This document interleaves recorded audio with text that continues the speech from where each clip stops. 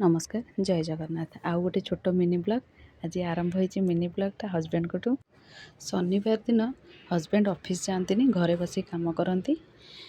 Are काम सरला भितर मो रोसे भी सरी जाइथिबो कहीं ना नहले कहे भोक लगे करन एत समय है सांगे सांगे जाकि रोसे लगिगली। प्रथमे आज मु पिठो को बाटीदेली पियाज अदा रसुण और जीरा शुखला लंका देके पिठो को बाटीदेली पियाज संडा को छोट छोट कर काटिदेली और से लुण हल्दी पकईदेली बंधाकोबी भी छोट छोट पूरा सरू सरू काटी देती से लुण हल्दी पकईकी ताको भी गोलेदेली बंधाकोबी पिठो आ पियाज संडा पिठो करी कहीं हजबैंड घरे अच्छा तेणु सी कहले गरम गरम पिठो खाया भल लगे। आज से मु अल्प चुन चुन कर पियाज पकईची आपड़ चाहिए पियाज पकेबे नहले स्किप भी करें। बैगण और टमाटो को पोड़ी देती आलू को सिझे देती तापर सब चोपा छड़ेकी रखीदेली तापर कड़ाई रे तेल देकी पियाज को आगे भाजीदेली। प्रथमे मो पालंग शाग को काटी देकी रखी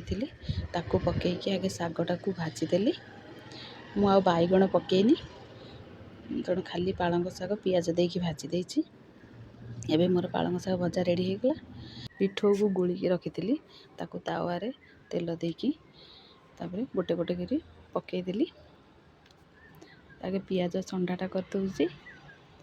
तापर बंधाकोबी पिठोटा करी मु सब गुड़ा वीडियो करके देखी पारनी खाली टिके टिके करके देखी दूसरी एबे ताको बंधाकोबी एबे पिठो पकईकी ताको उल्टे देली पियाज संडा पिठो करदेली तापर खाली बंधाकोबी पिठोटा करछि ए पिठोटा को मुझे कड़ा भाजुची तापर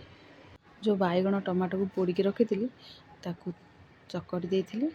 कड़ाई बसे सोरिष तेल देकी पियाज को पकई देती तापर पियाज टिके भाजी सारा पर टमाटो बैगण चकटार पकईदेली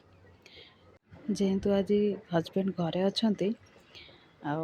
गरम भात खाया मना कले भात को रांधिकी पखाड़ी देती एबे मोर भर्ता रेडी होगला तापर आलू को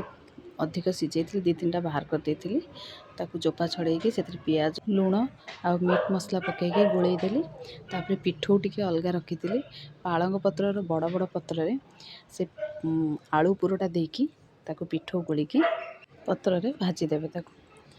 एबे मो बाढ़ी देकी देखौछि आपण मानन कोन करिछि। आशा करछि वीडियोटी आपण मानन को भल लागिथिबो।